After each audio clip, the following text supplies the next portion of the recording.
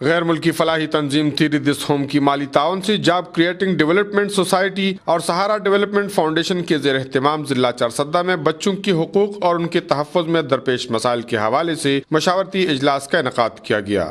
اجلاس میں سہارا کے پروگرام منیجر محمد رفیق، پروجیکٹ کوآرڈینیٹر حبیب اللہ، جبکہ JCDS کے پروجیکٹ کوآرڈینیٹر حمیدہ اکبر اور سائیکولوجسٹ ثانیہ گل سمیت چائلڈ پروٹیکشن، ایجوکیشن اور بچوں کے حقوق پر کام کرنے والی سماجی تنظیموں کے نمائندوں نے شرکت کی۔ محمد رفیق نے بچوں کے حقوق کے حوالے سے تفصیلاً آگاہی دیتے ہوئے کہا کہ سیلاب کے بعد چارسدہ میں پرائمری اسکولوں کی بحالی میں فلاحی تنظیموں کے علاوہ محکمہ تعلیم کی جانب سے کوئی پیش رفت سامنے نہیں آئی۔ اسکولوں میں اساتذہ نہ ہونے کے برابر ہیں، جبکہ بچوں کی حاضری نہ ہونے کے برابر ہو چکی ہے۔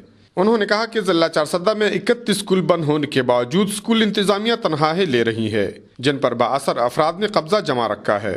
شرکاء نے بحث میں حصہ لیتے ہوئے کہا کہ ضلع بھر میں 10% بچوں کی برتھ رجسٹریشن ہوئی ہے، جبکہ 81% لوگوں کو برتھ رجسٹریشن کی اہمیت کا اندازہ تک نہیں ہے۔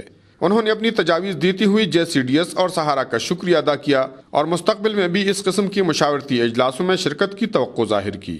کفایت اللہ، اے نیوز، چارسدہ۔